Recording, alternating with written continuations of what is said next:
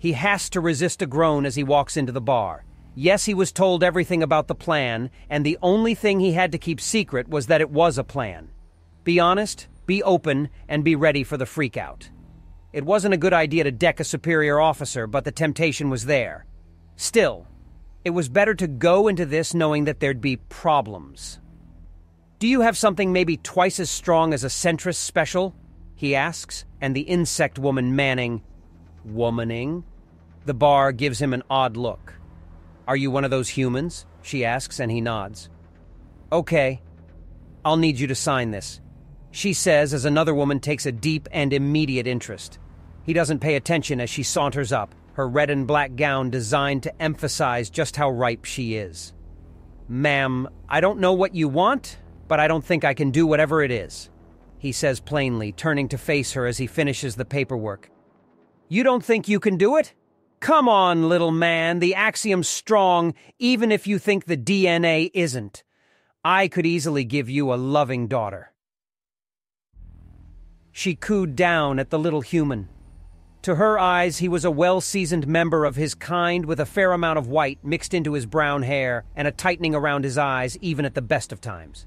She drank this in as she recalled that they'd arrived on Centris just some weeks ago to open official communications. So many men they'd managed to increase the amount of males on the planet by 25%. And this was one ship. One ship. She was going to get lucky tonight, come hell or red wind. "Ma'am, look, I'm flattered that you think I'd be a good partner, but there are some problems," he begins. And it's all she can do to resist rolling her eyes as she brings up her drink to her lips with her lower left arm. It's probably some silly bubkiss about her being an insect and him a mammal, like it really mattered. With the axiom, her eggs would grow anyways. "I'm not going to eat your head, darling. I may have evolved from such a murderous species, but I assure you the only eating is something you'll love." She croons and he seems to flush. She's getting to him. This'll be in the bag good and quick. "Ma'am, please call me Misty." She chirps at him. He sets down his drink and swallows before looking up at her with a glare. "Ma'am, fuck it. I'm asexual. I don't have the urges you're aiming at. The very idea of sticking the place where my piss comes from into the place where your piss comes from disgusts me in ways that galactic trade cannot convey," he says with a harsh snarl as she almost recoils at the sheer toxicity in his tone. "What?" she asks as the bar goes very, very quiet, confirming her suspicion that the entire bar was listening in. No sexual urges? What is wrong with him? Should she call an ambulance? Is he sick? Has he been struck with a terrible curse? Do his pants cover brutal scars and terrible wounds? Furthermore, even if I had those urges, my family's tendency to cancer took care of that some 15 years ago. Meaning that when I had to choose between the testicles I never used or my life, the choice was obvious. Now, could you please direct your focus to someone that won't be straight up disgusted by it? "You've what?" the drin womaning the bar demands in shock as someone drops their drink and it crashes to the floor. "I'm calling an ambulance!" one of the other patrons exclaims. "I'm fine!" he protests. "No, you are not. You are going to the hospital if I have to fly you there myself," Misty states, poking at him with one of her blade arms. As she's not focusing any axiom into the weapon, it fails to draw any sort of blood from the clearly delirious male.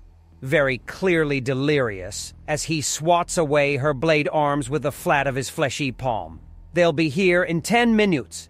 The call from the bar had gone through. Screw this! I came here to unwin, not to be dragged into this madness."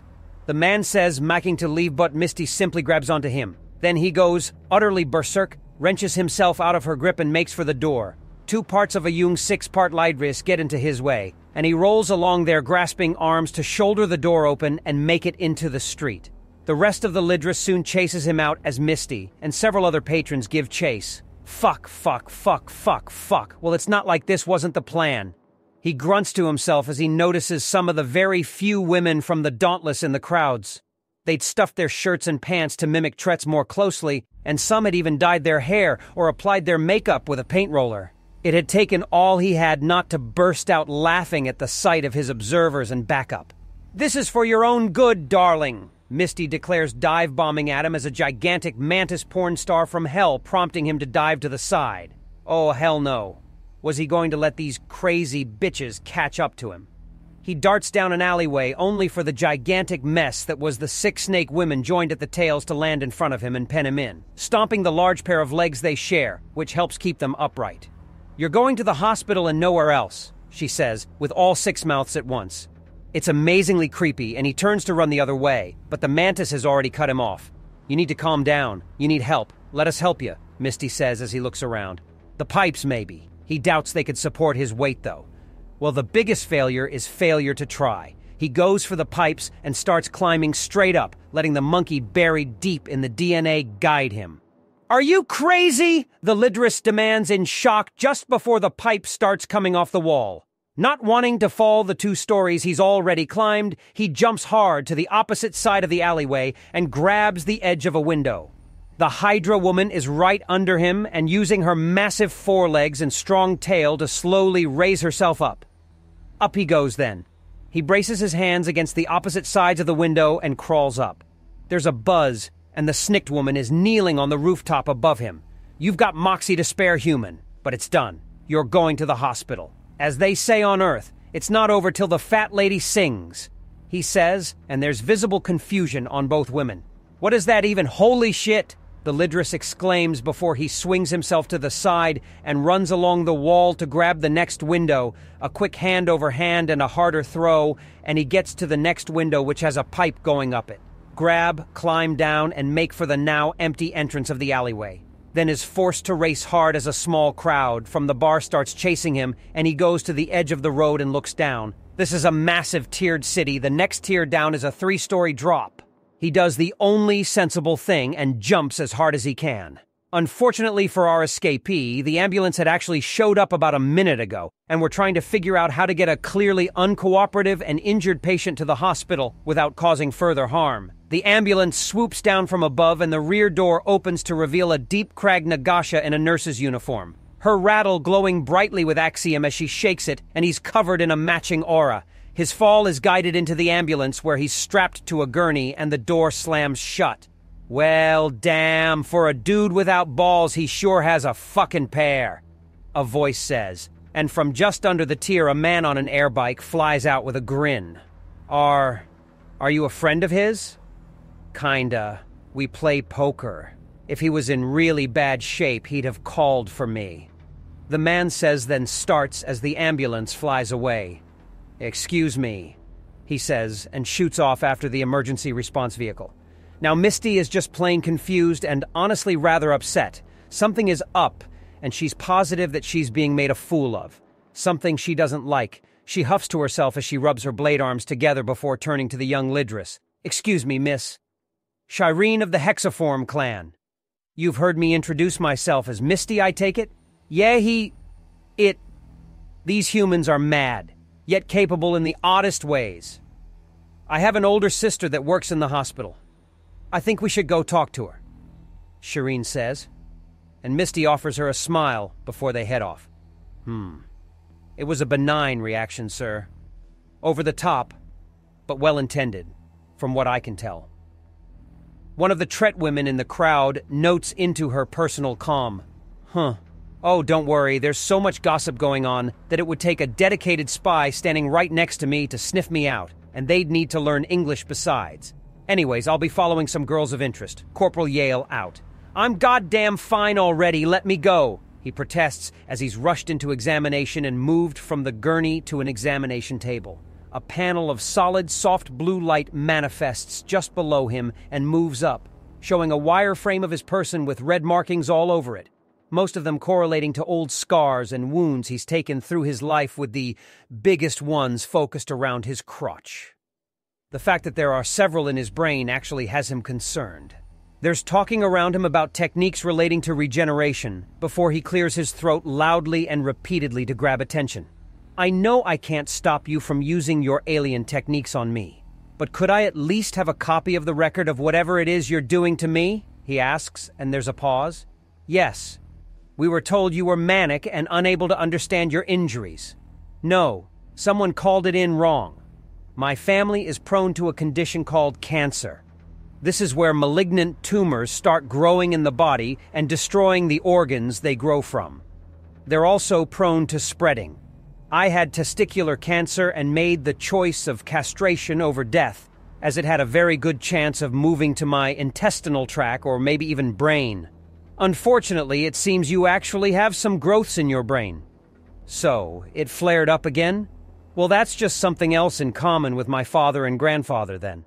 He says, letting his head slump back as he considers things before looking up at the wireframe. The red indicators of disease or damage are focused around the lower parts of the brain. Can I be allowed to use my communicator? I need to talk to some people. He's unstrapped without further questions and pulls out the device. Hello, ma'am. I've just been rushed to the hospital and it looks like my cancer's back for revenge, he says in a forcibly flat and calm tone. It's in the brain. I think the part called the cerebellum, which means it's not really affecting me yet, as I'm getting around just fine, but do we have the means to extract the tumors on the Dauntless? There's a dead silence in the room. All right, let's leave that as a backup. I'll speak with the doctors here. Thank you, ma'am, he says before deactivating the comm. He looks almost hollow before he takes a breath and focuses. Doctors, we've identified a potentially life-threatening issue.